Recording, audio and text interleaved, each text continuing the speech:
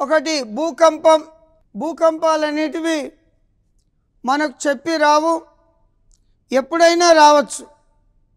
పొద్దున, మధ్యాహ్నం, రాత్రి ఎటువంటి విభేదం ఉండదు. ఎప్పుడైనా సడన్గా భూకంపాలు సంభవించే అవకాశం ఉంటుంది. చక్రవాతాలు, ఇవి చక్రవాతాలన్నిటివి ఏర్పడడానికి సముద్రంలో 2 నుంచి 3 రోజుల సమయం పడుతుంది. ఇవి కూడా అకస్మాత్తుగా వచ్చే విపత్తులుగా చెప్పొచ్చు. నెక్స్ట్ ఆకస్మిక వరదలు. ఆకస్మిక వరదలు సపోజ్ మొన్న కేరళ రాష్ట్రంలో వయనాడ్ అనే ప్రాంతంలో ఆకస్మికంగా భారీ వర్షాల కారణంగా వరదలతో పాటు బురద కూడా ప్రవహించడం జరిగింది. పెద్ద మొత్తంలో నష్టం జరిగింది. నెక్స్ట్ అగ్నిపర్వత విస్ఫోటనం.